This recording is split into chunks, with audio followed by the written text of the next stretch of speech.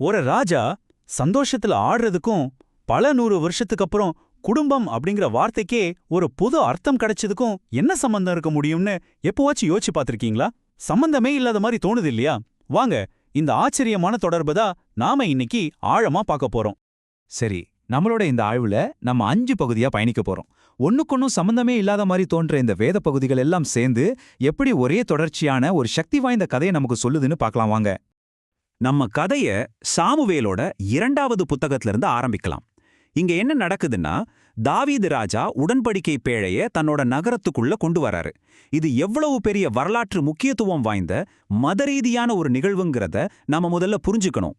இந்த உடன்படிக்கை பேழைங்கிறது சும்மா ஒரு சின்ன மட்டும் கிடையாது. இஸ்ரேல் மக்களை பொறுத்த வரைக்கும் அதுக்கும் மேல, அதாவது கடவுளோட பிரசன்னம், அவரோட மகிமை இந்த பூலோகத்துல தங்கியிருக்கிற ஒரு நிஜமான இடம் அது. அவங்களோட நம்பிக்கையோட மையப்புள்ளியே அந்த பேழைதான்.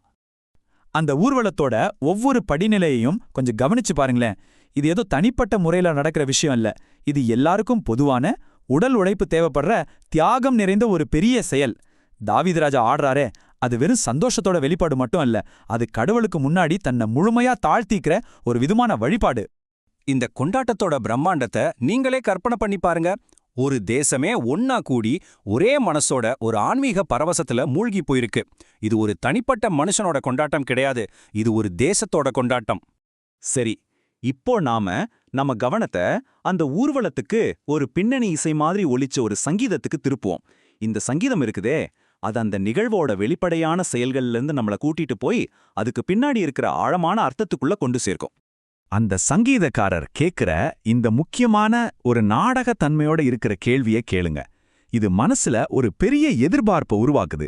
அதாவது அந்த பேழைக்குள்ள யாருடைய பிரசன்னம் வருது அப்படிங்கிற ஒரு கேள்வியை இது எழுப்புது. அதுக்கு இதோ வருது ஒரு சக்தி வாய்ந்த பதில். அந்த பேழை யாருடைய பிரசன்னத்தை கொண்டு வருது, அந்த தெய்வீக மன்னர் யாருங்கிறத இந்த வரிகள் ரொம்ப தெளிவா அடையாளம் காட்டுது. அந்த மாட்சிமிகு மன்னர் வேற யாரும் இல்ல, சர்வ வல்லமையுள்ள ஆண்டவர்தான்.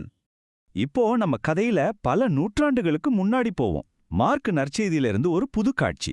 இங்க என்ன நடக்குதுன்னா, இயேசு ஒரு பெரிய மக்கள் கூட்டத்துக்கு போதனை செஞ்சுக்கிட்டு இருக்கிறாரு. பல நூற்றாண்டுகளுக்கு அப்புறமா இப்போ இன்னொரு மன்னர் வராரு. ஆனா அவரோட குடும்பம் எப்படி வரையறுக்கப்படுது? இந்த கேள்விதான் பழைய ஏற்பாட்டையும் புதிய ஏற்பாட்டையும் இணைக்கிற ஒரு பாலம் மாதிரி. இது அந்த மாட்சிமிகு மன்னரை நேரடியா இயேசுவோட தொடர்பு படுத்துது. சரி, குடும்பம்ங்கிற தாரணையே அவர் எப்படி மாத்துறாருன்னு பார்க்கலாம் வாங்க. இந்த காட்சியை கொஞ்சம் நல்லா கவனிங்க. இங்க ஒரு முக்கியமான வித்தியாசம் இருக்கு.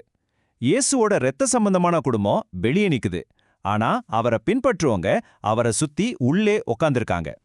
இயேசு கிட்ட வந்து சொல்லப்படுற இந்த செய்தி தான் ஒரு ரொம்ப ஆழமான போதனைக்கு ஆரம்ப புள்ளியா அமையுது. இது ஏதோ சாதாரணமா உங்க குடும்பம் பார்க்க வந்திருக்கு அப்படிங்கிற மாதிரி ஒரு விஷயம் இல்ல. சரி, இப்போ இயேசு என்ன பதில் சொல்ல போறாருன்னு பார்க்கலாம்.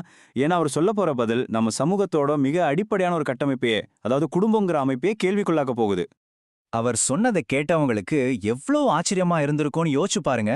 இயேசு தன்னோட இரத்த சம்பந்தமான உறவுகளை கை காட்டல, அதுக்கு பதிலா தன்னை சுத்தி உட்காந்து தன்னோட போதனையை கேட்டுக்கிட்டு இருந்த மக்களை பார்த்து கை காட்டுறாரு. இது நிஜமாவே ஒரு புரட்சிகரமான தருணம். இந்த நேரடியான ஒப்பீடு இயேசுவோட செய்தியோட மைய கருத்தை ரொம்ப தெளிவா நமக்கு விளக்குது. அதாவது, உறவுங்கிறது இனிமே ரத்த சம்பந்தப்பட்டது மட்டும் இல்ல, அது ஆன்மீக ரீதியா நாம யார் கூட இணைஞ்சிருக்கோங்கிறத பொறுத்தது. நாம யாருக்கு பிறந்தோங்கிறது முக்கியம் இல்ல, யாருடைய விருப்பத்தை நிறைவேற்றுறோங்கிறது தான் முக்கியம்னு சொல்றாரு. இந்த கடைசி வரி தான் இந்த முழு கதையோட உச்சக்கட்டம். இது ஒரு புதிய ஆன்மீக குடும்பத்தை உருவாக்குது. இரத்த பந்தத்தையெல்லாம் தாண்டி கடவுளோட விருப்பத்தை நிறைவேற்றுறத அடிப்படையா வச்ச ஒரு புதிய சமூகத்தை இது உருவாக்குது. சரி, நாம இப்போ இந்த ஆய்வோட முடிவுக்கு வந்துட்டோம். இதுவரைக்கும் நாம பார்த்த 2 விஷயங்களையும், அதாவது அந்த உடன்படிக்கை பேழையோட கதையையும் இந்த புதிய ஆன்மீக குடும்பத்தோட கதையும் ஒன்னா இணைச்சு பார்க்கலாம். இந்த அட்டவணையை பாருங்க. பழைய உடன்படிக்கையிலிருந்து புதிய உடன்படிக்கைக்கு ஏற்பட்ட மாற்றத்தை இது ரொம்ப தெளிவா சுருக்கமா காட்டுது. கடவுளோட பிரசன்னம் ஒரு ஜடப்பொருள்ல இருந்து உயிருள்ள மனிதர்கள் இருக்கிற ஒரு சமுதாயத்துக்கு எப்படி மாறுச்சுங்கிறத இது ரொம்ப அற்புதமா விளக்குது. இதுதான் நாம இதிலிருந்து எடுத்துக்க வேண்டிய முக்கியமான செய்தி. நம்ம கதையோட தொடக்கத்தையும் முடிவையும் இது ரொம்ப அழகா இணைக்குது இல்லையா? அதாவது, கடவுளோட ஆலயம் இனிமே கல்லால கட்டப்படல, அது மக்களால ஆனது. சரி, இந்த ஆய்விலிருந்து நாம கத்துக்கிட்ட முக்கியமான விஷயங்களை ஒரு தடவை சுருக்கமா பாத்திரலாம். இந்த 3 விஷயங்களுமே தாவீது ராஜா காலத்திலிருந்து இயேசுவோட காலம் வரைக்கும் நடந்த ஒரு மிகப்பெரிய ஆன்மீக மாற்றத்தை நமக்கு தெளிவா உணர்த்துது. கடைசியா இந்த ஒரு கேள்வியோட இந்த ஆய்வை நான் முடிக்கிறேன். சரி, இப்போ இருக்கிற காலகட்டத்துல நாம ஒரு ஆன்மீக குடும்பத்தை உருவாக்குறதுக்கும் அதுல ஒரு அங்கமா இருக்கிறதுக்கும் உண்மையிலே என்ன அர்த்தம்? இந்த வரலாற்று பாடம் இன்னைக்கு நம்ம வாழ்க்கைக்கும் நம்ம சமூகத்துக்கும் எப்படி பொருந்துதுன்னு நீங்க கொஞ்சம் யோசிச்சு பாருங்க.